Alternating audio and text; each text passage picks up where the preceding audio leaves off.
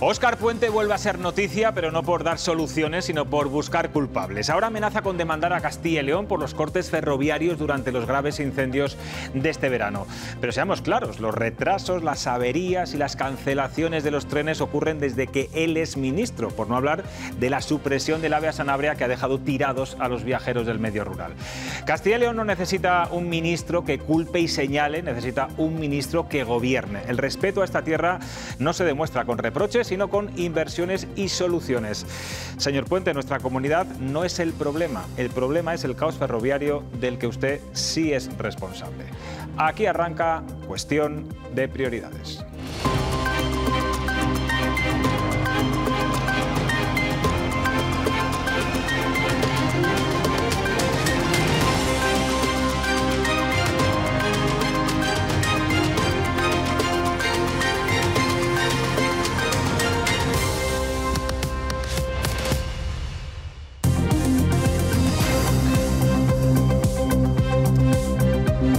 ¿Qué tal están? Buenas noches. Valladolid ha amanecido hoy como si se fuera a celebrar un partido de fútbol de alto riesgo. Una presencia policial extraordinaria con más de 1000 policías nacionales, 400 guardias civiles y numerosos policías locales. Y todo por el temor a que se produjeran altercados o incidentes en la contrarreloj de la Vuelta Ciclista a España por parte de los activistas pro-palestinos, como ha ocurrido en otras ciudades por las que ha discurrido la carrera. Un dispositivo sin precedentes para evitar un boicot y que la crono se pudiera celebrar con seguridad. A lo largo del trayecto se han visto muchas banderas palestinas y ha habido incidentes, aunque afortunadamente no han afectado a la carrera. Miriam Polo, buenas noches. Ha habido incluso detenidos. Buenas noches, José Luis. Ha habido en total 2 detenidos que han saltado la valla cuando un ciclista del equipo israelí pasaba. Ahora lo vamos a ver. Y también 17 identificados, incluido el portavoz nacional de Podemos, Pablo Fernández. Valladolid se ha blindado durante la etapa de la Vuelta a España para garantizar la seguridad. Aún así, varios grupos pro-Palestina, alrededor de unas 250 personas, se han situado en diferentes puntos de la carrera. La tensión ha continuado frente a una comisaría de policía donde se han concentrado manifestantes de izquierda castellana con cánticos y banderas palestinas en protesta por las detenciones.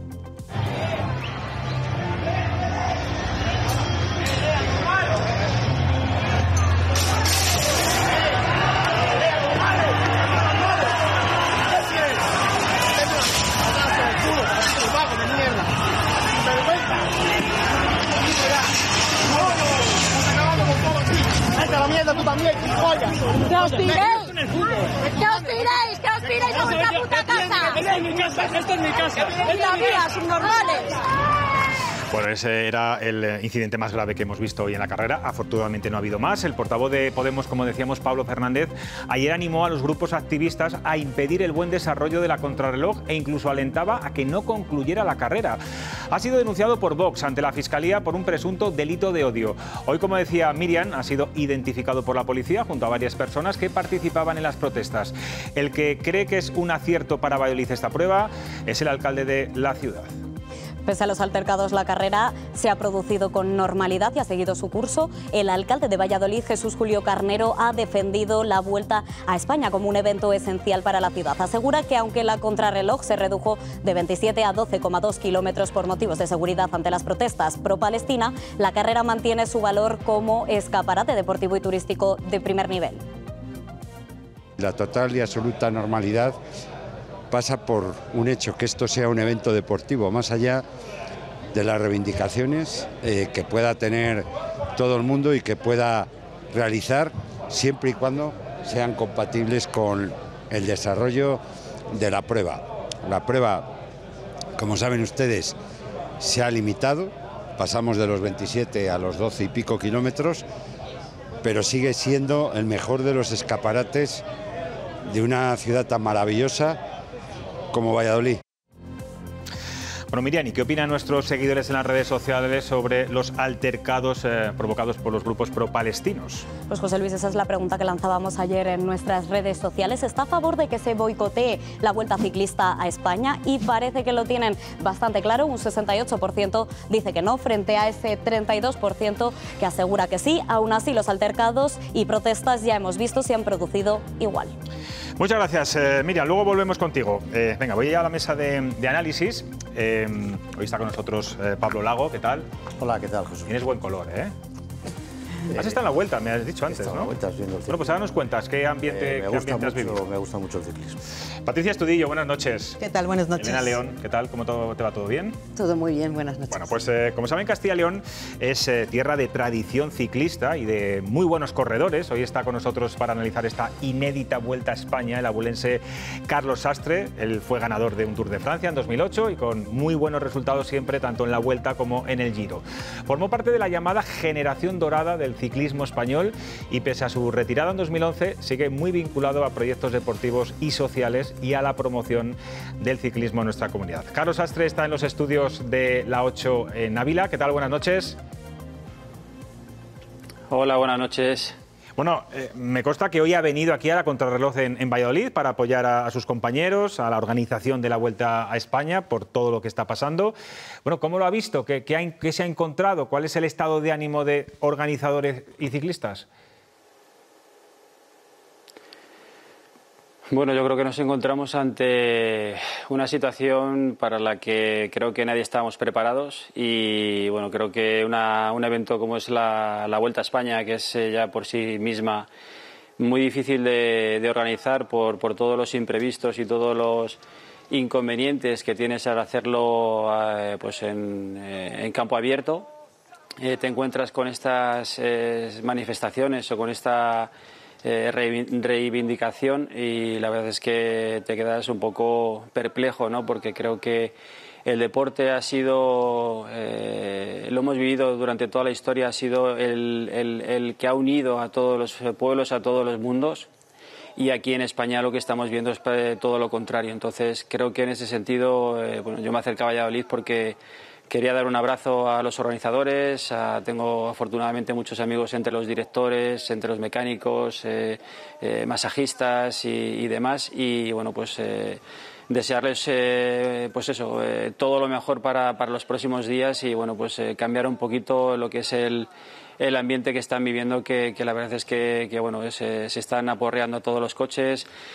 Se les llaman asesinos a todo el mundo sin ningún motivo y la verdad es que escuchando que líderes políticos se atrevan a intentar boicotear un evento mundial que se celebra en toda España y que estén haciendo esto, la verdad es que a mí personalmente me llena de tristeza porque creo que el pueblo palestino necesita algo diferente y es todo nuestro apoyo, nuestro cariño y darles pues toda la ayuda para que esa guerra se termine pues de una vez por todas, ¿no? El debate, Carlos, ahora está en dónde debe trazarse la línea entre la libertad de expresión y la protección y seguridad de un evento deportivo tan importante como es este. ¿Cree que es legítimo que una carrera ciclista se suspenda parcial o totalmente o se reduzca su recorrido, como en Valladolid, por motivos políticos o por motivos incluso humanitarios, como es el de la masacre de Israel en Gaza? Yo creo que no. Cualquier evento y un evento de esta entidad cuesta muchísimo organizarlo, cuesta muchísimo sacarlo adelante.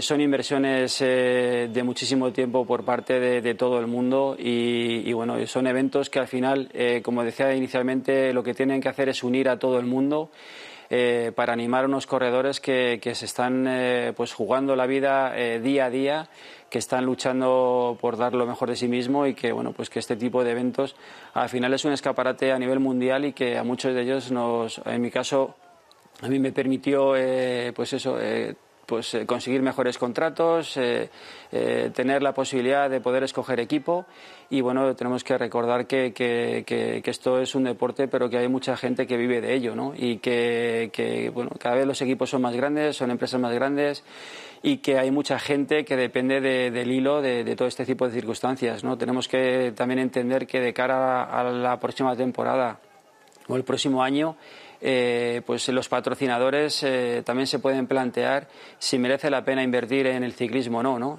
Yo y todos somos conscientes de que al final es una inversión rentable en todos los sentidos porque al final da la vuelta al mundo y yo quiero seguir animando en esa dirección, pero es cierto que cuando te encuentras un escaparate como el que estamos viviendo en los últimos días, la verdad es que el desánimo es es generalizado y todo el mundo se cuestiona pues de qué manera se pueden hacer las cosas sin que se haga daño posiblemente en este mundo a los más débiles, que el ciclismo, por desgracia, al tener que celebrarse las actividades o las carreras en campo abierto, pues cuentas con una desventaja muy grande que no puedes controlar las cosas como cuando tienes un sitio acotado y que es más pequeño, ¿no? Claro, porque estas protestas está claro que de los grupos pro-palestinos están afectando de lleno a la Vuelta, también a la propia competición de los ciclistas. Pero ¿quién debe asumir la responsabilidad de lo que está pasando?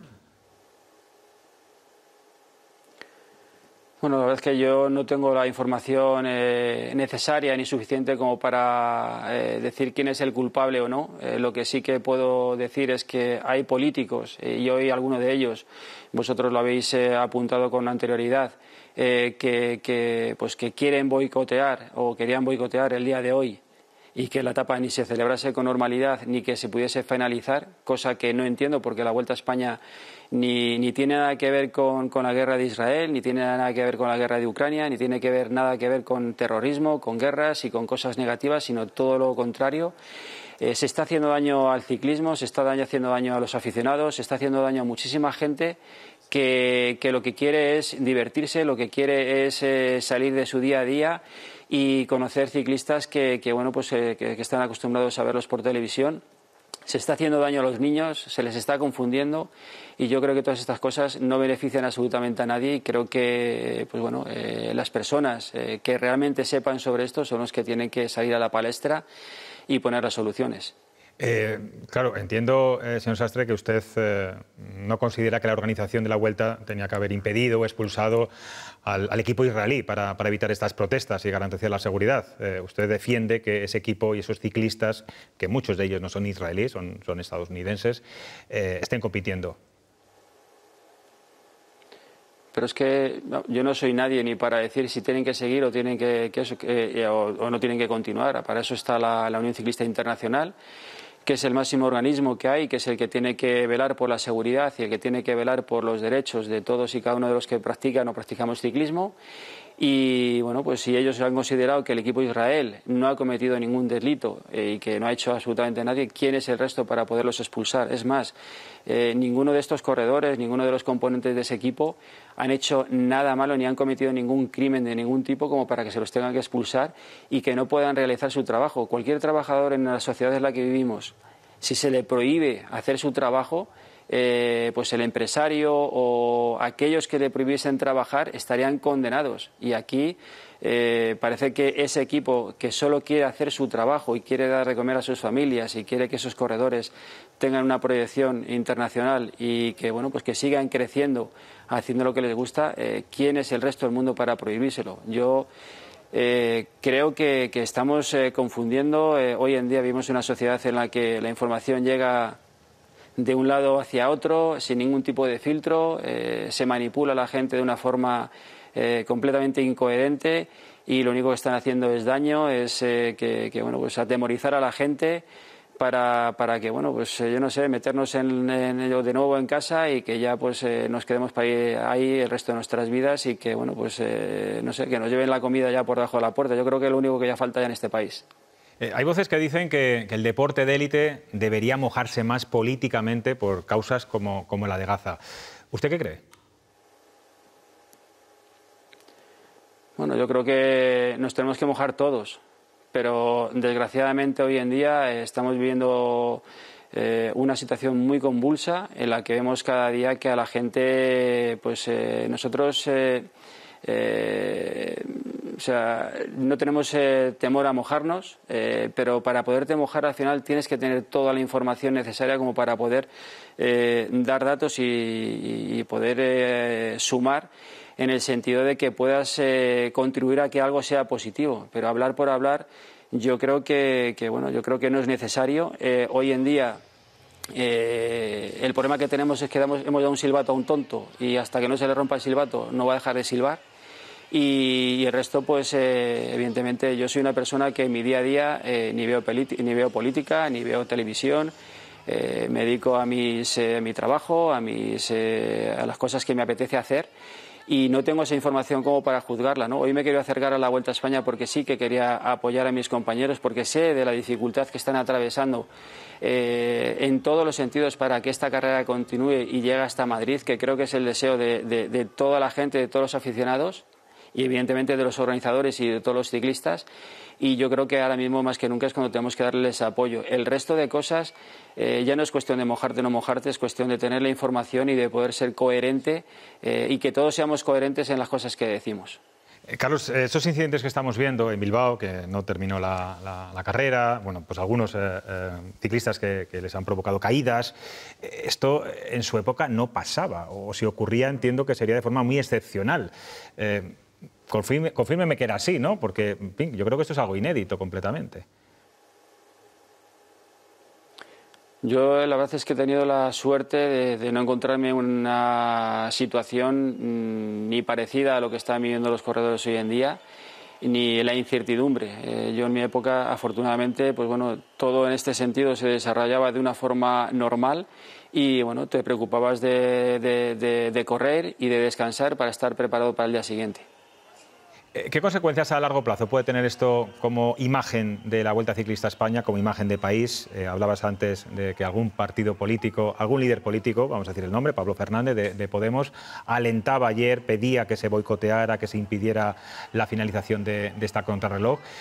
Claro, hablaba también antes, Carlos, de los posibles patrocinios, ¿no? Pero como cuestión de imagen de la Vuelta Ciclista a España, que tiene un nombre mundial, ¿qué cree que puede pasar?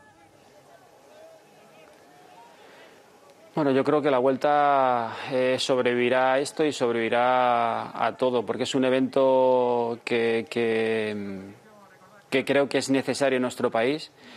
Tiene unas raíces tan sumamente arraigadas que creo que no va a ser sencillo destruirlo, porque un puñado de personas pues bueno, quieran llamar la atención de una forma no controlada y haciendo un flaco favor por lo que están pidiendo, ¿no? Entonces, yo creo que bueno, la imagen de España en este sentido sí que se está viendo deteriorada, pero no es de ahora. Yo, que tengo la suerte de viajar por medio mundo, lo llevo viviendo pues prácticamente toda mi vida. Yo, mi carrera deportiva ha sido fuera de España en un 90%, y veo que es un gran país, pero que somos tan sumamente fuertes, como me dicen muchos compañeros extranjeros. Dice, sois tan sumamente fuertes que tenéis la capacidad de destruiros a vosotros mismos. Esa frase me ha quedado marcada durante toda mi vida y hoy en día lo estamos viendo, ¿no? Que nuestros líderes políticos, me da igual el color, el lado, yo soy completamente independiente y apolítico en todos los sentidos. Solo quiero tener un líder que gobierne para todos y no solo para un lado o para el otro. Y como el deseo de la inmensa mayoría de los españoles, y lo que estamos viendo ahora mismo es que se pegan entre ellos, que se tapan entre ellos y que no hacen nada por ninguno de todos estos, cuando todos y cada uno de ellos están cobrando de todos nuestros impuestos. Carlos, tengo aquí a tres analistas que también quiero que te hagan una pregunta breve, pero también antes tengo que preguntarte, ¿sigues subido a la bici, sigues haciendo kilómetros en bicicleta por el Barraco, por Ávila? No sé, si es a diario o la has dejado y simplemente, en fin, las ves así un poco de lejos. Bueno, las veo de cerca porque las tengo en la tienda todos los días, ¿no? Pero bueno, no, montar en bicicleta... Sí, montar en bicicleta a diario ya no lo hago pues eso, cuando tengo algún evento monto unos días para tener un poquito de fuerza en las piernas, como digo yo, y poder hacer el evento con solvencia, y bueno, el resto del tiempo lo dedico a hacer otras cosas porque montar en bicicleta ya sé. Bueno, tengo aquí a Elena León, que te va a formular una pregunta. Elena, cuando quieras. Muy buenas noches. Bueno, yo en realidad tengo una reflexión y una pregunta. Creo que un evento deportivo como es el ciclismo, además, que se hace al aire libre y que es muy sensible, ¿no?, a este tipo de reivindicaciones, que pueda ser la de Gaza o pueda... ¿Usted cree que puede llegar esto a generar algún tipo de efecto contagio, o que se genere un precedente un tanto peligroso, ¿no? Porque esto no es un estadio que se pueda cerrar, que se pueda controlar. Son eventos deportivos especialmente sensibles porque se hacen al aire libre y además en entornos muy amplios. Y una preocupación. a nivel anímico y deportivo, ¿cómo está afectando esto a sus compañeros, a los corredores, a los deportistas, ¿no?, que al final son los protagonistas auténticos de la Vuelta a España? Pues empezando por la segunda, como decía, anímicamente la gente está muy tocada y con ganas de llegar a Madrid y terminar, porque, como decía, todos y cada uno de los corredores son golpeados con personas con banderas, los coches son aporreados, les llaman asesinos a todos, o sea, es algo que dices... O sea, te cuesta entender, dices, pero bueno, yo hoy que estaba ahí al lado, cuando he ido a recoger las acreditaciones para poder acceder a ciertas zonas y poder saludar a mis compañeros, o sea, estaba un grupo de frente y a todos los corredores que pasaban, a todos los decían asesinos, asesinos, asesinos. O sea, yo es algo que digo, yo me he caído, estoy viendo una película de mal gusto, o sea, es algo que es incomprensible para la inmensa mayoría de la gente que bueno, pues que vas a un evento deportivo a pasártelo bien y a disfrutar y a conocer a tus ídolos y a estar cerca de ellos y a darles aliento y energía para que vayan lo más deprisa posible, ¿no? Y con respecto a la primera pregunta que me hacías, yo espero que no. Yo espero que esto sirva de precedente, que todas las reivindicaciones que se tengan que hacer se puedan hacer siempre de forma pacífica, porque todo lo que se hace de esta manera, al final yo creo que va en contra de todo aquello por lo que se está pidiendo, y al final todo esto se devuelve en contra a aquellos que lo están promoviendo de una manera u otra. Entonces mi deseo y el deseo de toda la gente que queremos vivir en paz y en tranquilidad es que todas estas cosas que se hacen con maldad, con una intención y tal, pues que se les devuelva en contra a todos aquellos que lo promueven, y que todos esos dirigentes que alientan o que avivan este tipo de actividades sin ningún tipo de control tenían que dimitir automáticamente y no cobrar ni un céntimo de ninguno de todos nuestros impuestos y ni del trabajo de ninguno de todos nosotros. Yo creo que eso es vergonzoso y es algo que no podemos perdonar absolutamente a nadie. Bueno, yo creo que tampoco hay que generalizar, es uno en concreto, es Pablo Fernández de Podemos. De momento yo no he escuchado a ningún otro líder político que lo haya dicho. Patricia Astudillo. No tengo... Hola, buenas noches. Bueno, igual quiero hacer una reflexión primero. Escucho muchas palabras, escaparate, es un lugar para conseguir mejores contratos, hay gente que vive de ello, son empresas que están haciendo inversiones.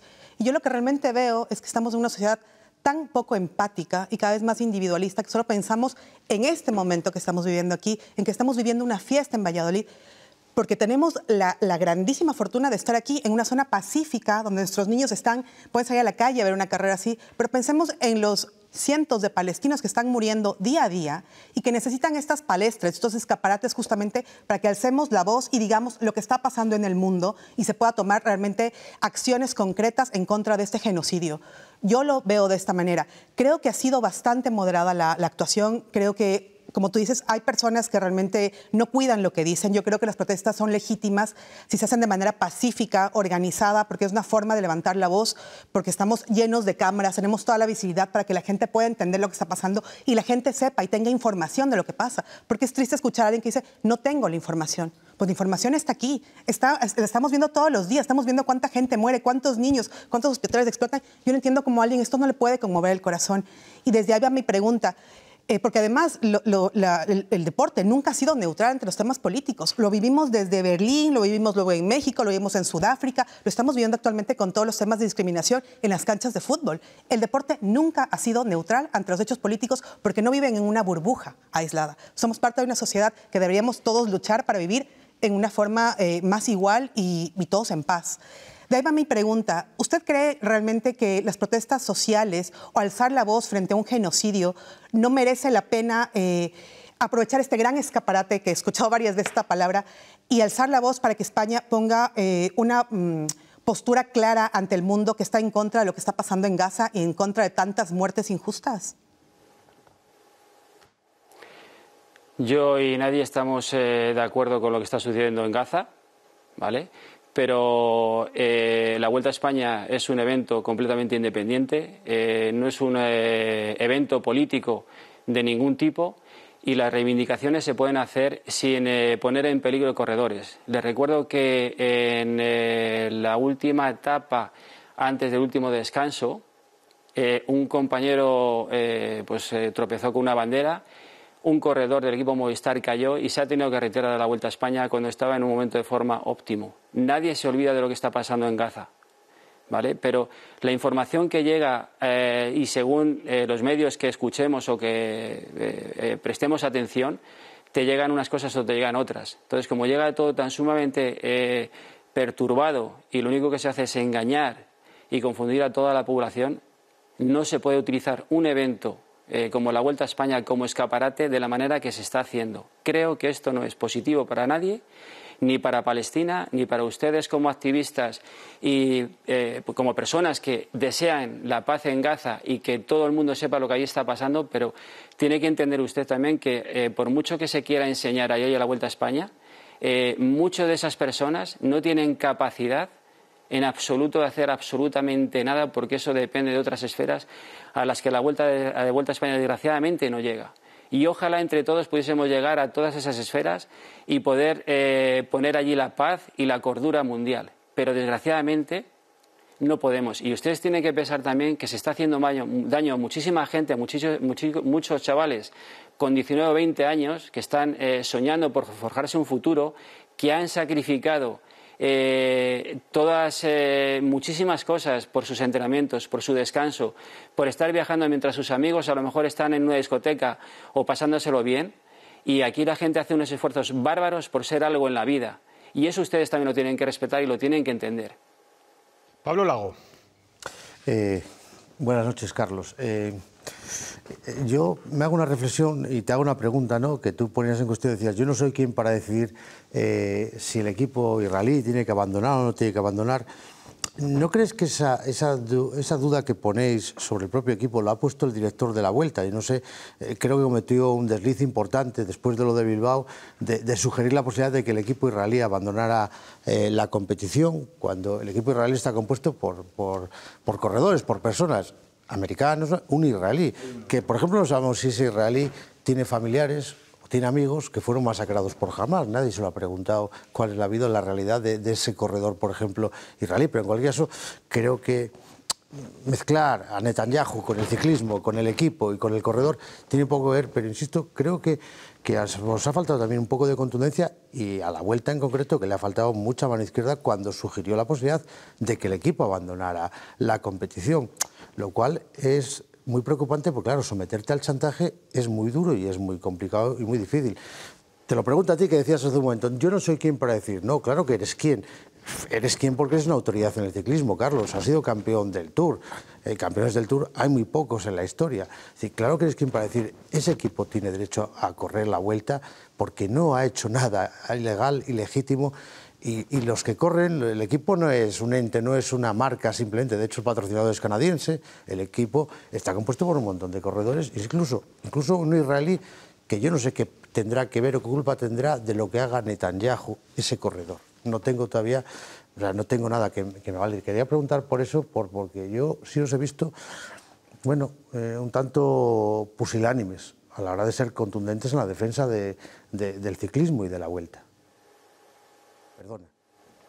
Sí, bueno, yo creo que lo he hecho. Yo he dicho que evidentemente yo no tengo capacidad de hacerlo porque yo no dirijo absolutamente ningún organismo de ningún tipo, y lo que yo pueda decir pues no deja de ser mi opinión, y lo he dicho. Yo creo que independientemente de eso no hay terroristas corriendo la Vuelta a España, no hay gente que esté masacrando absolutamente a nadie, y el equipo de Israel para mí es un equipo más como el resto de equipos que hay en la Vuelta a España, o como hay en el resto de carreras, ¿no? Entonces yo no lo he criticado nunca criticaré su participación, y bueno, pues hay unos organismos que yo lo que he dicho también, que se llama la Unión Ciclista Internacional, que es la que tiene que velar por la seguridad y por los derechos de todos los corredores y de todo el mundo del ciclismo, y en tal caso son ellos los que tienen que tomar una decisión como tal. Yo evidentemente como aficionado en estos momentos, aunque haya ganado el Tour de Francia, mi deseo es que todos los que parten en la Vuelta a España pues tengan por lo menos la capacidad o la oportunidad de terminarla. Pues Carlos Sastre, ojalá que esto no desmotive ni a los ciclistas, ni a futuros ciclistas, ni a los amantes de este deporte. Gracias por atender a Cuestión de Prioridades, y que siga vendiendo muchas bicis, que eso será bueno para usted y también para el ciclismo. Muchas gracias. Gracias, Carlos. Nada. Me decía antes Patricia, bueno, tú ves perfectamente coherente mezclar deporte con política y más en casos así. ¿Qué opináis vosotros, Pablo, Elena? A ver, las grandes vueltas, no quería hablar con Carlos, pero él decía, las grandes vueltas siempre han tenido, las vueltas, el ciclismo siempre ha tenido mucha parte reivindicativa, porque no es, sobre todo por la televisión, ¿no? Que al final es la televisión, no es un lugar cerrado donde las imágenes se puedan controlar, se puedan dirigir, como puede ser un estadio de fútbol, como puede ser una cancha de baloncesto, está abierto. Hemos visto miles de reivindicaciones banderas, rudimentarias de pueblos locales, las hemos visto en Mont Ventoux, en Alpe d'Huez, las hemos visto en el Naranco, en los lagos, las hemos visto en el Morredero, las hemos visto por todas partes.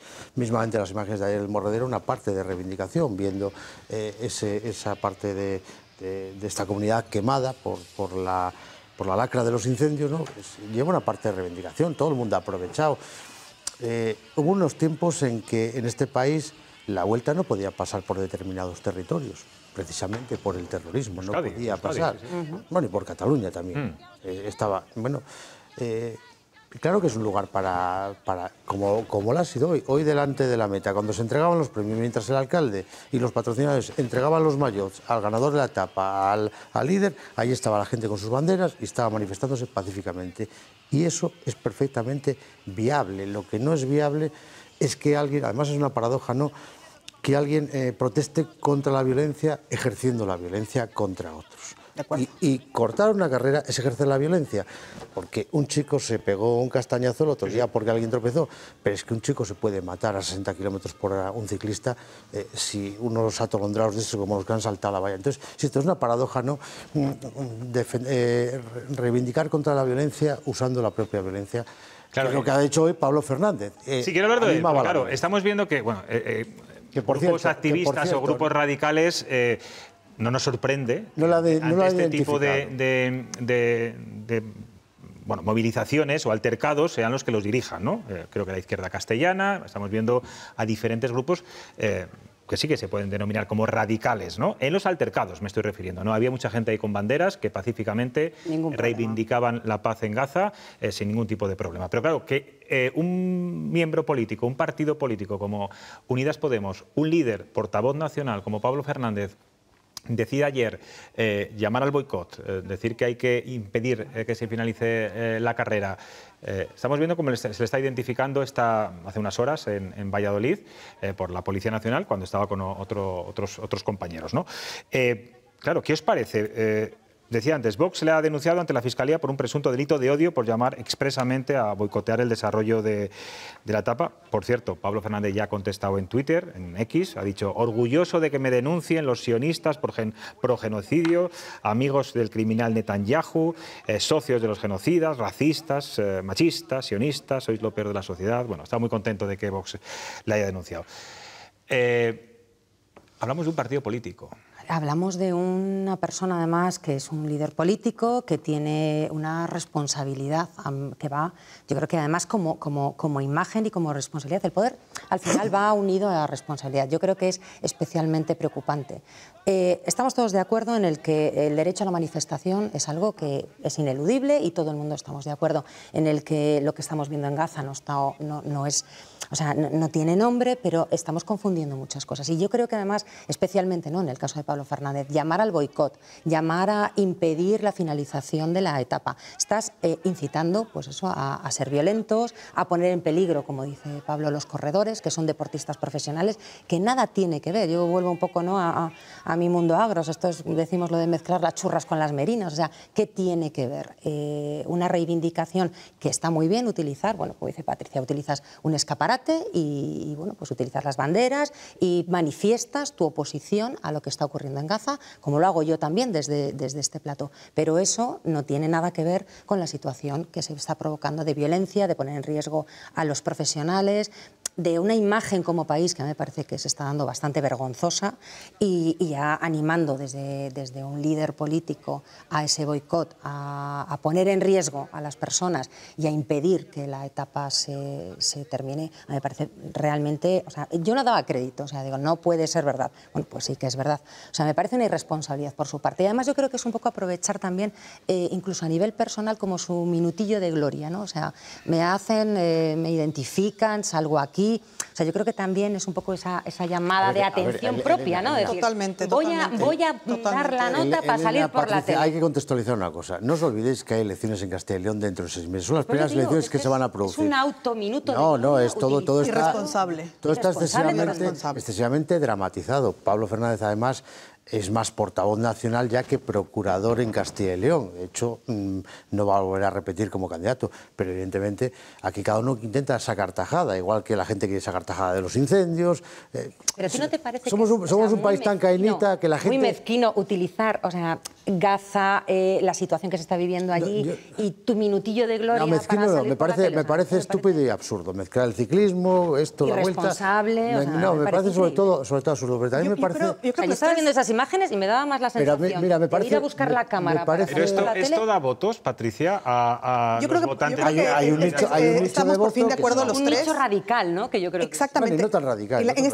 En esta polarización que existe en este momento, lo que damos lugar es a que surjan estas tensiones tan extremistas y que ellos saben que pueden utilizarlo de manera populista. Sí le va a dar votos en esa extrema izquierda, así como le da Vox también ciertos discursos en la extrema derecha. Por supuesto que le va a dar votos, pero yo no creo que valga tanto la pena la cantidad de votos que van a ser mínimos en comparación con el daño que puede hacer a una ciudad y a un evento de estas características que está promocionando nuestra ciudad. Bueno, y a un creo país, que no tiene sentido. Un país, Patricia, que sí, es la tercera, que sí. O sea, yo no soy muy de ciclismo, ¿no? Pero hay 3 grandes eventos, el Giro, el Tour y la Vuelta. O sea, sí. Es una inversión en imagen de país y salir, lo que va a salir por la tele y lo que va a ir a los medios internacionales son los altercados. Porque yo he estado viendo la Vuelta, he estado por la ciudad, me he paseado y habría, no sé, 50.000 personas en las calles de Valladolid viendo el ciclismo.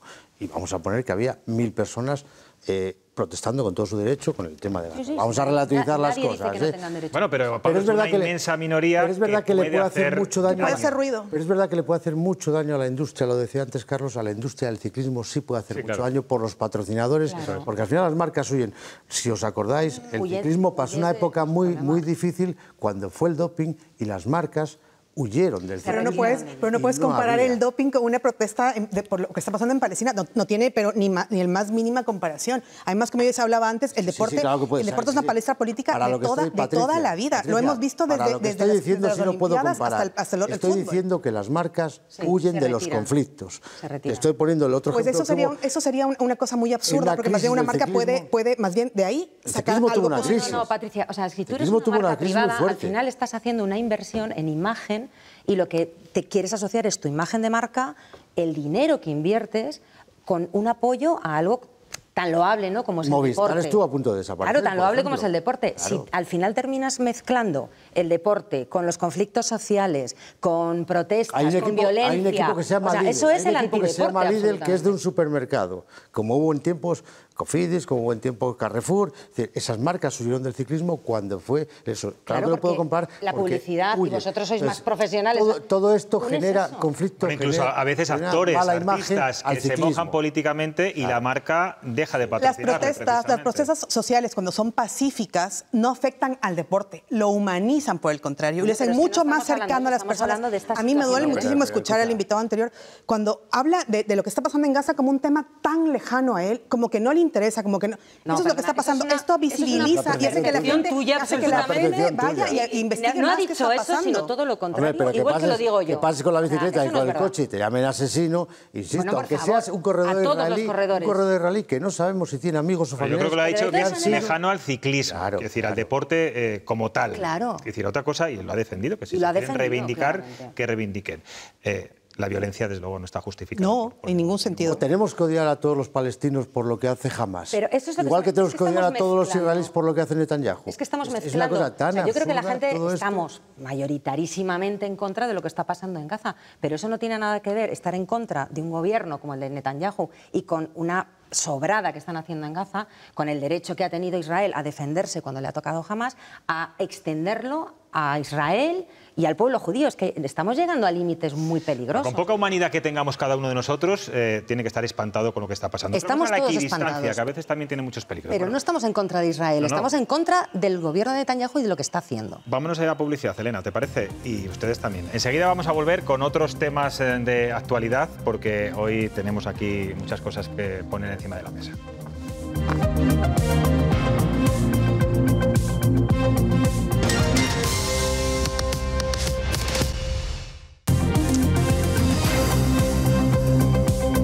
Estamos de vuelta en Cuestión de Prioridades. Bueno, el que no deja de sorprender con sus declaraciones o sus continuos mensajes en las redes sociales es el ministro vallisoletano de Transportes. Óscar Puente dijo ayer en el Congreso que Renfe estudia pedir responsabilidades patrimoniales a Castilla y León y Galicia por los cortes en la línea de alta velocidad causada por los incendios de este mes de agosto. Fueron 9 días en total. La Junta le acusa de querer hacer caja con una desgracia. Miriam, hay un gran enfado en el gobierno regional. Mucho enfado en la Junta de Castilla y León. Carlos Fernández Carriedo arremete contra el gobierno, acusa a los socialistas de querer sacar rédito económico y político con las compensaciones por los cortes de tren durante los incendios. El portavoz ha defendido también que esta maniobra de Puente demuestra que el gobierno socialista está claramente centrado en atacar a Castilla y León y en perjudicar a la gente. Vamos a recordar lo que dijo ayer el ministro y la respuesta hoy de la Junta. Hay unas administraciones que tienen que dimensionar un servicio de prevención y de extinción de incendios y no lo han hecho. Y las consecuencias las paga Renfe. Y encima tenemos que escucharles a ustedes decir que qué mala es Renfe y de Adif, que durante 9 días no ha prestado servicio. Que el gobierno quiere hacer caja con esta desgracia. El gobierno quiere recaudar fondos a través de esta desgracia. Lo que esperábamos del gobierno es que llegaran ayudas a la gente de Castilla y León. Y lo que nos responde es que su idea es que pretende hacer caja con la desgracia que hemos padecido. Y siguen aprobándose ayudas para los afectados por los incendios de este verano. El Consejo de Gobierno de la Junta ha dado hoy luz verde a ayudas para los desalojados y también para los autónomos y afectados por los incendios en las provincias de León, Zamora, Ávila y Palencia. Hoy la vicepresidenta se ha reunido con alcaldes zamoranos afectados por el incendio de Molezuelas de la Carballeda. Miriam. Así es, José Luis. La Junta sigue reforzando su apoyo a los afectados por los incendios de este verano. Hoy la vicepresidenta Isabel Blanco se ha reunido con los alcaldes de Zamora, incluidos los de Molezuelas de la Carballeda. Para supervisar la entrega de ayudas, ha destacado que las subvenciones para desalojados y autónomos y vecinos en León, Zamora, Ávila y Palencia se están gestionando con rapidez, sin burocracia, y subraya que el Gobierno autonómico mantiene un compromiso firme con los ciudadanos más afectados por los incendios. A las pymes, a los negocios, llevamos ya 64 ayudas de 5.500 euros que llegan también a los 530 agricultores y ganaderos profesionales. La primera familia que lo hizo bien, que fue en Cubo de Benavente, ya tiene hoy la orden, ya no solamente la ayuda concedida y habilitada por el Consejo de Gobierno, sino firmada la orden, y en breve recibirá en su cuenta corriente esa familia una ayuda de 203.000 euros para recomponer prácticamente la totalidad de su vivienda en Cubo de Benavente. Bueno, vamos a cambiar de asunto. El Congreso ayer tumbó una de las leyes más importantes de la legislatura, la norma estrella de Yolanda Díaz, ya saben, la reducción de la jornada laboral a 37 horas y media semanales, que vuelve a su fase inicial tras el voto en contra de Junts, el socio de gobierno. La imagen de soledad de la vicepresidenta segunda que vimos ayer en el hemiciclo sorprendió bastante, sobre todo al saber que el presidente se ausentó del debate y de la votación por asistir al estreno de la película, de la última película de Alejandro Amenábar. Pocos ministros socialistas acompañaron a Díaz en esta sesión. Hoy el PP hacía sangre de esta imagen, Miriam. En su red social X, Miguel Tellado, el secretario general del Partido Popular, ironizaba, dice literalmente que ayer Sánchez redujo su jornada laboral para no votar la reducción de la jornada laboral. Echan la culpa al Partido Popular de que su ley no salga adelante cuando el propio presidente del Gobierno prefirió ir al cine con su mujer imputada en lugar de votar en el Congreso. El vicesecretario económico del partido añadía que la ministra debía haber contado con todos antes de presentar una propuesta por la que dice se ha quedado sola. Porque era el proyecto de ella, por eso la dejaron sola. Era el titular para ella, que es lo que iba buscando. Desde el primer día le dijimos, trabaje el diálogo social, sienta a las empresas, a los sindicatos, intenta acercar. Al final un ministro o una ministra tiene que intentar ser el punto de conexión.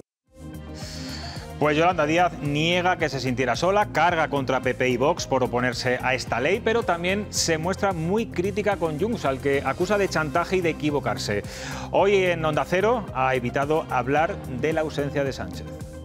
Cuando Alsina le ha preguntado si lamentaba que Pedro Sánchez se hubiera ido al cine en lugar de seguir el debate sobre la reducción de la jornada laboral, Yolanda Díaz ha salido del paso como ha podido. Ha intentado cubrir al presidente, asegurando que de todos modos seguro que estuvo pendiente de lo que ocurría en el Congreso. Cada uno tiene que hacer institucionalmente lo que debe de hacer. No estaba previsto que el presidente del Gobierno estuviera en este debate y yo hice lo que tenía que hacer. Es que el presidente sigue siendo diputado de las Cortes, ¿no? Sí, somos diputados y diputadas y acudimos siempre que podemos y desde luego a votar siempre. Los que sí que están enfadados, Miriam, son los sindicatos por no haber podido salir adelante esta reforma de la reducción de la jornada laboral. Ayer se manifestaron por muchas ciudades y ya anuncian que va a haber más movilizaciones. Efectivamente, José Luis, tras el bloqueo ayer en el Congreso a la reducción de la jornada laboral, los sindicatos redoblan la presión. UGT y comisiones obreras insisten en que habrá movilizaciones si la oposición mantiene el freno a una medida que, recuerdan, afecta a millones de trabajadores. Movilizaciones va a haber en la medida, con el ejemplo vamos a empezar, es decir, hemos pedido que se regule el control horario. Si el control horario no se regula, ya digo yo que va a haber movilizaciones. Pediremos que se vuelva a llevar la reducción de la jornada laboral a un proyecto de ley. Si esto no ocurre, ya digo yo que habrá movilizaciones. Movilizaciones contra la oposición, que son los que están bloqueando en estos momentos esta iniciativa, la posibilidad de que esta iniciativa se debata, creo que pasan fundamentalmente por hacer pedagogía, por trasladar a los ciudadanos y las ciudadanas qué representa que ayer los dos partidos que han hecho algún tipo de argumentación en relación con esta materia hayan dicho una cosa y luego a la hora de votar hayan hecho otra. Bueno, ¿quieren ustedes saber cuál es el resultado de la última encuesta del CIS de Tezanos? ¿Se quieren dejar sorprender? Bueno, imagino que ya a estas alturas no les asombra absolutamente nada de este barómetro. Pues fíjense, pese a los casos de corrupción que rodean a Pedro Sánchez, el PSOE consigue una victoria casi aplastante y abre una brecha mayor con el Partido Popular. Una aceptación popular difícil de creer, como algunos otros datos que arroja esta encuesta y que Miriam nos va a hacer ahora un resumen. Pues ahora mismo lo vamos a ver, pero ya te adelanto que efectivamente el Partido Socialista sube en intención de voto y se sitúa 9 puntos por encima del Partido Popular y 6 puntos más que en la encuesta anterior. Los populares obtienen el peor resultado en la legislatura. Lo que más llama la atención además es que Abascal supera a Feijóo como preferido, como presidente, aunque el primero, eso sí, es Pedro Sánchez. Respecto a lo que más preocupa a los españoles, en primer lugar está la vivienda y en novena posición la corrupción, pese a todas las noticias que vamos conociendo últimamente. Bueno, señores, ¿os apetece hacer un análisis del CIS? Pasamos a otros temas de más enjundia. Patricia, venga. Les veo las caras cuando ven estos datos, pero los datos son los esperables. Realmente, si vemos la parodia y el circo que están montando en torno a los casos de corrupción, que la gente ya no se los cree. O sea, este es el cuento de Pepito y el Lobo, que no sé si aquí lo conocen, pero es que ya cuando te dicen tantas veces lo mismo, tú dejas de creer. Y además, no solamente eso le está pasando a factura. La gente deja de creer en la justicia, en los jueces, en todas las deja de creer en la parodia y en los circos que están montando ciertos jueces al respecto de ciertos casos que no terminan de avanzar. Y también le está pasando mucha factura a Feijóo los temas de, por ejemplo, lo que pasó en Valencia. Eso le sigue pasando factura porque además coinciden estos datos también con las últimas revelaciones que han salido en torno a este caso, esta cuasi novela que se ha formado en el torno de lo que pasó en Valencia. Creo que todas estas cosas nos demuestran que el show mediático en la política no siempre te da buenos resultados y que hay mejores formas de hacer política que seguir generando circo. El circo para el pueblo no siempre es lo más beneficioso en política y eso nos está alejando mucho de estos aspectos. O sea, que te crees la encuesta de Tezanos. Dime. Que te crees la encuesta de Tezanos. Sí. Sí parece, ¿no? Digo por concluir, porque no me ha quedado más o menos lo intuido, pero no lo tengo claro. Sí, sí, por supuesto que sí. ¿Que te la crees? Sí.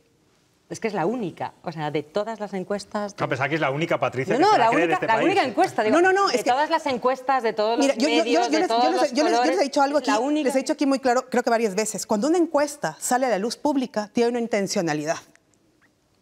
Si yo tengo una encuesta que es real, yo la voy a tener... Les he dicho muchas veces, bajo 7 candados, porque es mi herramienta con la cual voy a trabajar. Estamos hablando de una institución pública que no es una encuesta privada, es una institución, un organismo pero cualquier público encuesta, que es el Centro de Investigaciones Sociológicas. Cualquier encuesta que salga que nos dice cómo es la realidad social de este país. Es la obligación de ser sinceros, no es una encuesta. Entonces estás diciendo que la encuesta está manipulada.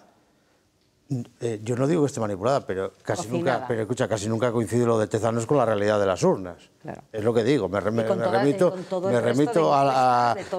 la realidad histórica. Yo creo que solamente podrían confiar ustedes en una encuesta que la hagan ustedes mismos y la manejen ustedes mismos, como digo nuevamente. Pero has dicho como que los casos de corrupción... Que no... ¿Sí? Pero vamos a ver, lo de Cerdán está en Soto del Real, está en la cárcel. ¿Cómo que no avanza, que no es real? Está en la cárcel el número 2 del Partido Socialista. Pero es que su anterior número 2 era el que cogía un catálogo para elegir putas con su lugarteniente. Y por eso están donde deben estar. Prostitutas. Y por eso deben estar donde deben estar. Y coca, bueno, pero sí, y era el anterior número 2 del partido y ministro además. O sea, no son casos irreales. No. Y entonces no hay ninguna presunción. La única presunción es la jurídica, pero no hay ninguna presunción de lo que hacían, porque los hemos escuchado en los audios lo que hacían. O sea, ahí no hay ninguna presunción. O sea, ¿y están en dónde? El país está escandalizado. No, en la cárcel está escandalizado. No, pero tú lo cuentas como dices. Bueno, es que son casos que no llegan, que como que son inventos de los medios de comunicación, de las tertulias. No, yo no estoy hablando de esos casos exactamente. Son muy reales. Insisto, es número 2 del partido. Qué mala suerte. Los del Peugeot, los 4 que van al Peugeot, queda uno. Solo. Y están en un proceso y están donde deben estar. Pero insisto, no hay... de lo de Ábalos, de las prostitutas, yo no me refiero hay ninguna presunción. Esos no son los únicos casos que están en la palestra pública en este momento. Pero yo no me estoy refiriendo a eso. Que están judicializados, es que en este país, por lo menos hasta donde yo me recuerdo, hay 3 poderes independientes, el jurídico y el legislativo, o sea, y están judicializados, o sea, esto no es hacer de la lechera, no son bulos. Y el fiscal del Estado con una... sentándose en el banquillo, y es verdad que eso puede ser más susceptible de la presunción, pero yo lo de Koldo y Ábalos no hay ninguna presunción, hemos oído las grabaciones. Estamos completamente de acuerdo. Hemos leído las grabaciones de lo que hacían en el despacho del Ministerio, insisto, el número 2 del partido y además... Por eso yo te pregunto, Patricia, pese a todo lo que estáis contando, llevamos contando meses y meses en este país, lamentablemente, ¿entiendes que el Partido Socialista se dispare de esta forma en esta encuesta del CIS? El CIS de Tezanos, porque hay que decirlo siempre, un guión hay que poner ahí porque... El CIS de Tezanos, porque por desgracia yo creo que el CIS era una institución muy respetable, o sea, pero ahora mismo es como una cosa... Bueno, es la encuesta que estamos viendo, ¿no? Bueno, pero hablando de esa encuesta, es la encuesta que estamos los viendo. Datos, bueno, las preguntas que se hacen además todos los meses son... Bueno, yo las encuestas que estaba viendo no, yo las encuestas que vi en El País... Y otra cosa es la cocina de los datos. No tiene nada que ver con la... De todas maneras, yo tengo una reflexión. Por ejemplo, El País. No tiene nada que ver con el CIS de Tezanos, la encuesta del País. Yo creo que el primero que no se cree esa encuesta es Pedro Sánchez, porque con esa pedazo de encuesta, los problemas que tiene, y te digo, no tienes presupuestos. Tus socios te están todo el día apretando, no eres capaz de sacar las leyes. Y esa pedazo de encuesta, vamos con las elecciones generales. Yo creo que le estamos dedicando ya demasiado tiempo a la encuesta del CIS, fijaos lo que os digo. Vamos con otra polémica, en este caso de Óscar López, protagonizada por él. ¿Cuántas, verdad, durante los últimos meses, desde que es ministro? Óscar Puente. ¿Qué he dicho, Óscar? López. No, Puente. Bueno, él dice que estudia una reclamación contra Castilla y León por la supresión de los trenes durante los incendios. ¿Qué os parece, Pablo, el que tiene a media España paralizada por el caos ferroviario? Yo creo que el PP ha aprovechado, y tampoco usted lo haría bien, no hace bien el PP, la Junta de Castilla y León, en dramatizar en exceso. Yo creo que lo de Puente lo hace una intervención en el Parlamento y yo creo que es más metafórico que real de que vaya a hacer una intervención. Creo que el PP se equivoca dramatizándolo, llevándolo o sacándolo de quicio, llevando la anécdota a la categoría. Él en ningún momento dice que va a hacer una reclamación. Entonces, lo plantea, él ha dicho que plantea hacerlo, que lo está estudiando.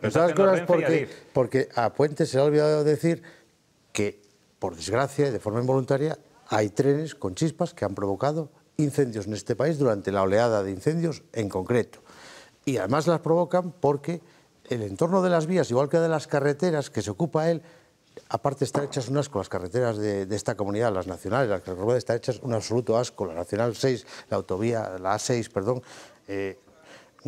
son pedregales, también tienen que estar limpios, ¿sabes? Donde pasa el tren y los entornos tienen que estar limpios precisamente para evitar eso, las chispas que puede provocar un tren, igual que un tractor. Cuando sacas un tractor y ha provocado un incendio en Zamora, claro, son negligencias también involuntarias, pero son negligencias. Entonces, hombre, yo no creo, porque si no tendría que denunciar a Renfe, el propio Óscar Puente, pero vamos, que tampoco nadie nos vamos a creer que el problema de los trenes y de que se paren los trenes ha sido lo de los incendios, porque se han parado yendo para Valencia en una zona donde no ha habido incendios de ningún tipo y han tenido a la gente atascada. Y antes y después de esos 9 días fatídicos. Y por ejemplo, para ir más cerca, a Valladolid, se han parado los trenes yendo a Valladolid y no ha habido ningún incendio entre Valladolid y Madrid.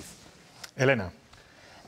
Yo es que, por ponernos un poco serios, ya, a mí me parece que como ciudadana, yo creo que tenemos una administración pública con diferentes escalas, y yo creo que toda esa administración, y lo que esperamos, los ciudadanos por lo menos, es que todas las administraciones lo que hagan es apoyar a los ciudadanos, y en este caso, por ejemplo, en Castilla y León ha sido una enorme desgracia, y yo creo que lo que se espera de la administración del Estado, de la administración de la comunidad y de las administraciones locales es que haya un apoyo para recuperar las zonas que están quemadas, para reconstruir las casas de las personas que las han perdido, incluso han fallecido personas. Yo creo que, o sea, a mí me parece, o sea, un despropósito. Solamente la idea, ya no sé si la llevará a cabo o no, pero me parece un despropósito que un ministro... Es que hacer política... Es hacer alguien que es de esta muy comunidad, electoral, además. Pensando que aquí va a haber elecciones dentro de 6 meses, y creo que eso, los ministros, que tú lo has dicho, es la administración en un momento delicado para esta comunidad, por el tema de los fuegos, hay que evitar estas polémicas que son totalmente irreales. Totalmente. También debe evitar pero lo que se espera... También debe evitar la Junta dramatizando bueno, en exceso sobre un asunto. Esto... Una cosa es que él diga, te voy a poner, y no ha dicho que voy a poner una demanda, de hecho, insisto, ha sido una intervención parlamentaria.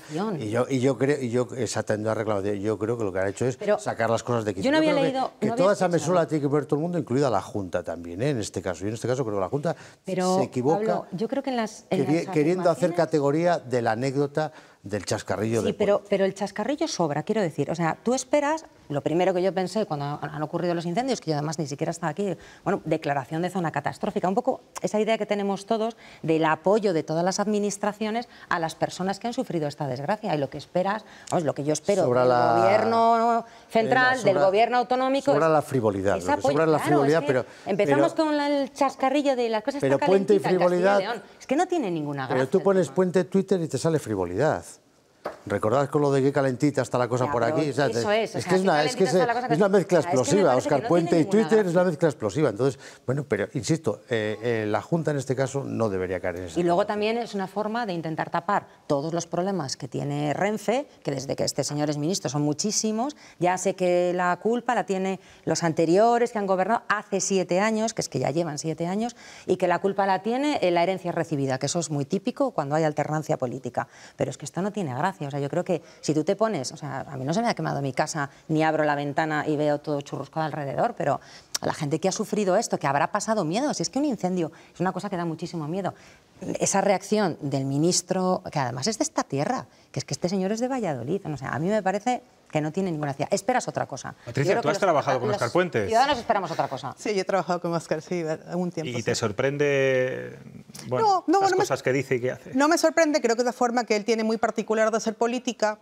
Es como su seña de identidad, pero yo en este caso también tengo que compartir con Elena, creo que es un momento en el que las personas que están siendo afectadas necesitan respuestas claras y sería un buen momento para que todos se junten de alguna manera y pues busquemos la manera de solucionar lo más urgente a las personas que están pasando por un mal momento. Vuelvo nuevamente a apelar a la empatía de las personas, pero también creo que la empatía de los políticos con las personas. La empatía de todos, de las personas, de los políticos. Creo que la empatía es una característica que estamos perdiendo de los responsables políticos más. Por supuesto que sí. Eso es su obligación, es que trabajan para nosotros. Pero también creo que es necesario sacar algo aquí y es que en el 2022 ya vivimos algo similar a esto. O sea, es como que yo siento que estoy repitiendo nuevamente la historia cuando casi que apenas llegaba y se quemaba toda la Sierra de la Culebra. Salió el mismo consejero a decir las mismas cosas que dice ahora y sigue siendo el consejero. Tú has llegado hace muy poco y lo hemos vivido hace muchos años. Sí, pero te estoy diciendo lo que pasó en el 2022 con el mismo consejero. Perdóname, ¿me puedes dejar terminar de hablar? Porque si no, no nos escuchamos. Es que es el mismo consejero porque es el que está. Es el mismo consejero que ya cometió los errores en 2022 y vuelve a cometer los mismos errores en 2025 y vuelve a echar la culpa a las mismas características. La naturaleza, el clima, etcétera. Si sabemos que el clima está cambiando que es otra cosa que no quieren aceptar muchos políticos en el mundo entero, que no quieren aceptar lo que está pasando con el clima, si sabemos que el clima está cambiando, pues anticipémonos un poco más de lo que está pasando, busquemos otros protocolos, busquemos más personas. No me puedo decir que porque hubieron muchos frentes de incendio, las personas que estaban llamadas a socorrer no alcanzaron. Y el plan A, el plan B, el plan C, ¿dónde están? Tú eres lo mismo que decía en estos momentos, los ciudadanos esperamos que la administración, toda la administración pública nos dé una respuesta y no simplemente permita que los ciudadanos salgan a defenderse de las llamas. No funciona esa manera. Yo creo que para allá deberíamos ir un poco el enfoque. Yo que vengo de una zona de los incendios y que estoy harto de ver incendios, no de ahora, hace mucho tiempo, insisto, se han quemado los Ancares, se han quemado fornelas, se han quemado las médulas. No es la primera vez que se queman las médulas, que la gente cree que es la primera vez que se queman. ¿En Galicia? Ya se quemaron las médulas hace 15 años. Pero yo te voy a decir una cosa, al margen de que estoy de acuerdo contigo que hay que cambiar las cosas y hay que cambiar los protocolos porque la realidad está cambiando. Pero mira, en una ola de calor de 10 días, con la lluvia que ha caído este invierno, ¿cómo estaba el monte de salvaje? Porque el monte está enormemente salvaje y por mucho que pongas a desbrozar gente, no te lo va a desbrozar si acabas con la ganadería. Los que somos de monte y conocemos la realidad del tema.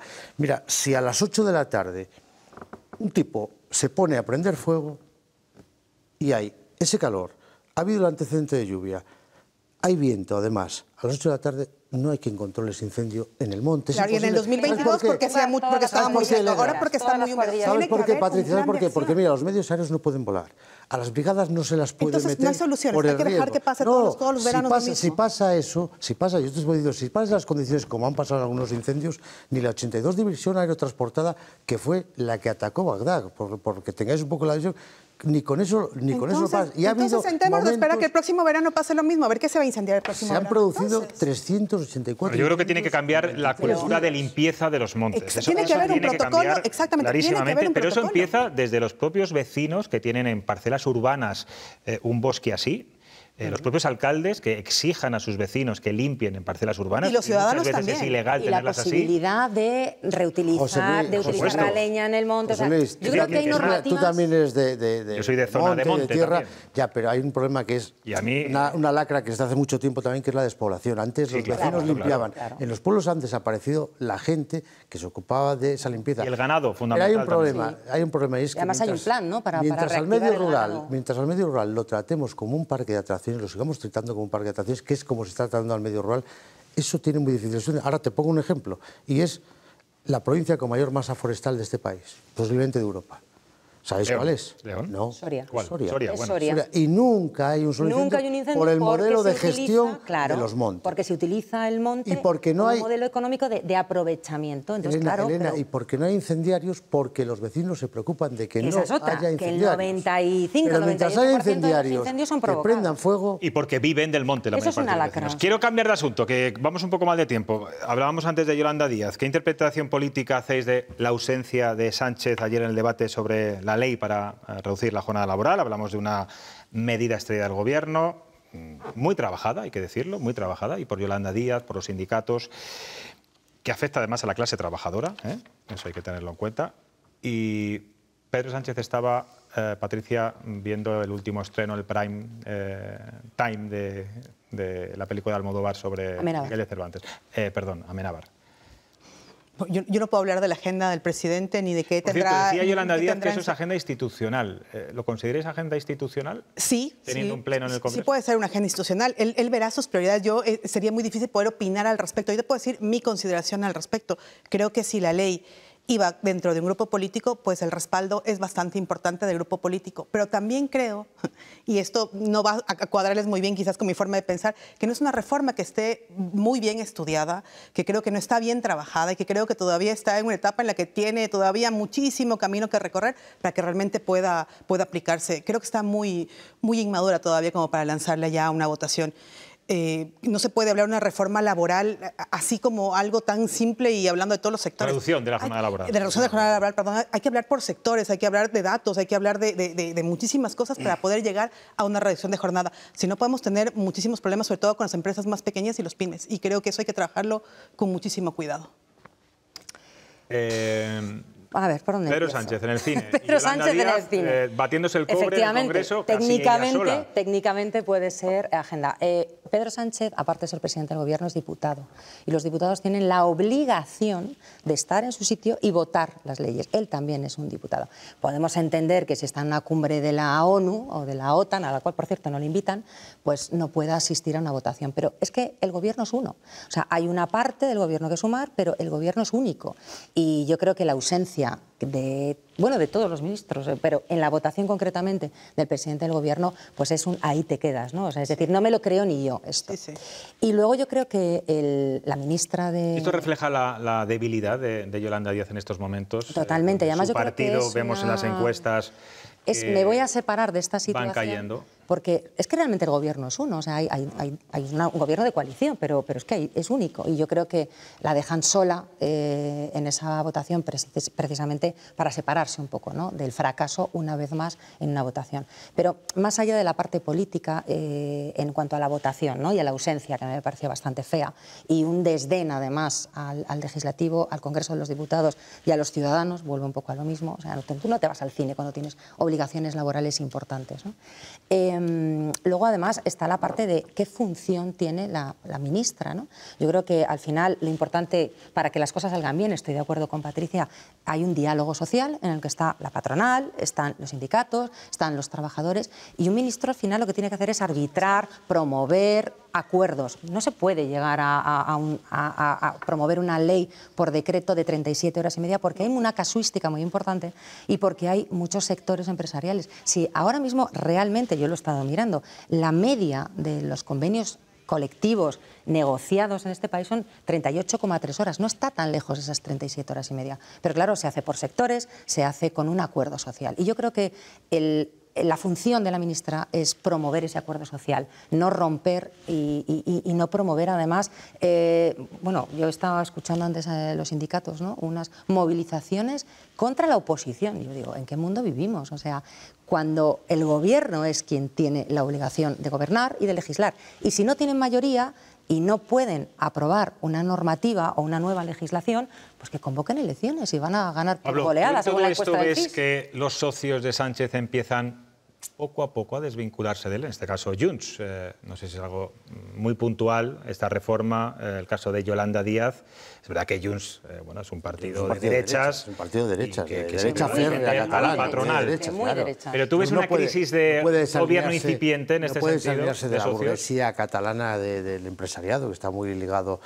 No, yo no creo. Yo creo que Junts va a jugar esta pelota durante todo el mandato, como la lleva jugando, y es tener en sus manos a Pedro Sánchez. Bueno, Pedro Sánchez ya le ha cogido gusto a la pelota, la forma está de jugar, y mientras va tirando, y lleva 2 años, con toda la debilidad que tiene, y lleva 2 años.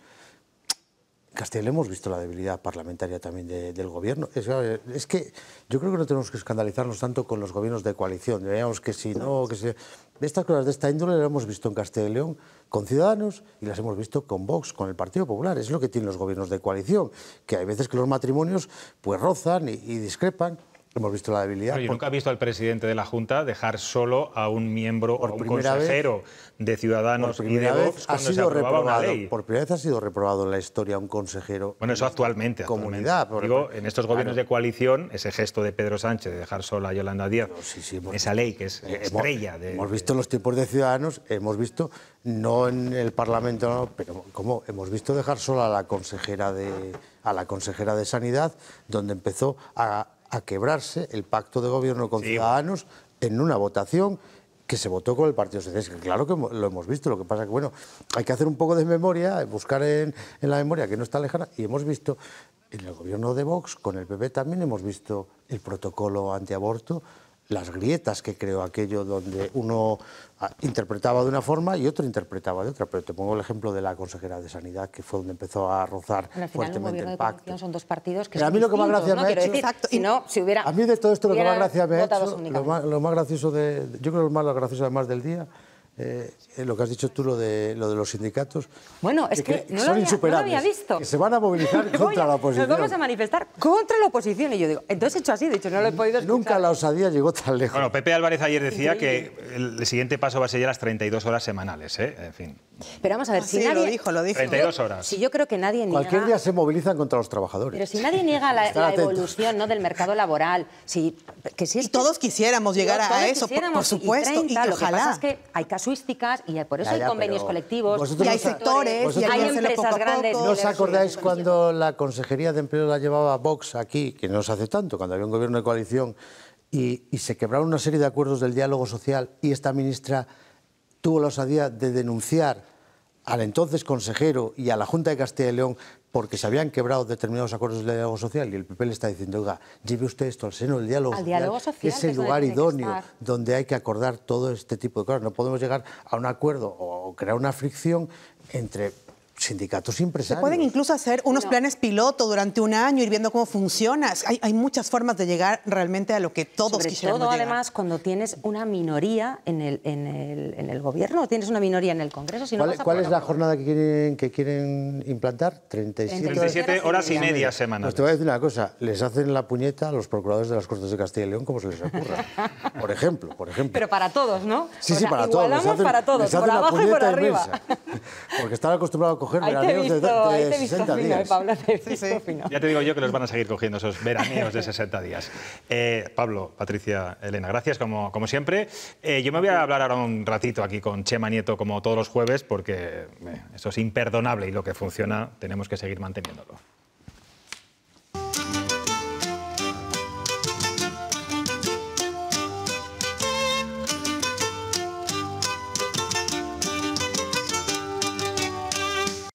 Buenas noches, Chema. Pero bueno, si te has mudado a un castillo. Me parecía más castellano y leonés. Además hay que dar algún uso a nuestro vetusto patrimonio. Y hay otra razón más. Los castillos de piedra no arden con los incendios. Con el verano que hemos padecido es una razón de peso, pero ten cuidado, Chema, que los castillos suelen también tener fantasmas, ¿eh? Pues hablando de almas en pena, vamos a empezar la temporada hablando del consejero de Medio Ambiente, Juan Carlos Suárez Quiñones, que ha sido objeto de una cacería parlamentaria implacable esta semana. Es la primera vez que las Cortes reprueban a un consejero de la Junta. La iniciativa del Grupo Socialista salió adelante apoyada por todos los partidos de la oposición y la abstención desdeñosa de Vox. Pues fíjate que lo calificaron de mero paripé. Entre el conservadurismo antisistema de Vox y el catastrofismo escandalizado de la izquierda, Suárez Quiñones intentaba defenderse aferrado a las cifras del despliegue contra incendios. 1.500 profesionales, 60 autobombas, 92 medios aéreos, etcétera, etcétera. Pero las cifras palidecen ante la enormidad de las 141.000 hectáreas de monte convertidas en ceniza. Lo que tendrían que haber hecho Mañueco y Quiñones es seguir el ejemplo de Pedro Sánchez. Recordemos que se presentó por sorpresa en Tabullo del Monte y propuso un pacto de Estado contra la emergencia climática. Con una hoja de ruta participativa, democrática y abierta, en la que desde la ciencia se aporten conocimientos y propuestas. Al presidente del Gobierno, la verdad, se le da mejor envolver los problemas en frases grandilocuentes, siempre lo hace. Cabe preguntarse si las palabras vacías sofocarán las llamas de los incendios al consumir el oxígeno. En cualquier caso, está claro que el desgaste político mayor ha sido para el consejero de Medio Ambiente. Ojalá todo esto sirva para planificar y destinar recursos que nos defiendan de incendios futuros. Y hablando de destinar recursos para amenazas futuras, el Gobierno ha anunciado una inversión importante en Soria para crear el Centro de Ciberseguridad de la Defensa. Se llamará Centro de Capacidades Tecnológicas Avanzadas y tendrá un nombre relacionado con la inteligencia artificial, Numantía. La instalación tendrá una planta subterránea de alta seguridad completamente inaccesible. Parece cosa de película de espías, José Luis. Se construirá en una parcela del polígono industrial de Valcorba. Calla, calla, no lo digas. Estas cosas deben ser secretas, hombre, máxime en estos tiempos en los que los rusos y los chinos nos espían. Bueno, Chema, a lo mejor es una localización falsa y ni siquiera se hace en Soria. Tal vez en vez de Numant IA esté en Palenz IA. O en Segovia. O en Santovén IA. Nos enteraremos, esté o no en Soria, y cuando este centro además esté operativo, entrevistaremos a sus responsables aquí, en Cuestión de Prioridades. Es un placer tener una temporada más con nosotros a Chema Nieto. Aquí os espero cada jueves por la noche, en esta atalaya castellana y leonesa, desde cuyas ventanas lo mismo vemos a políticos discutiendo por los incendios que atisbamos instalaciones secretas escondidas entre las montañas. Buenas noches, José Luis. Buenas noches, Chema. Nos vemos el próximo jueves y a ustedes ya saben, el lunes de nuevo les recuerdo el horario a las 11 menos 20 de la noche. Sigan ahí, descansen y disfruten. Adiós.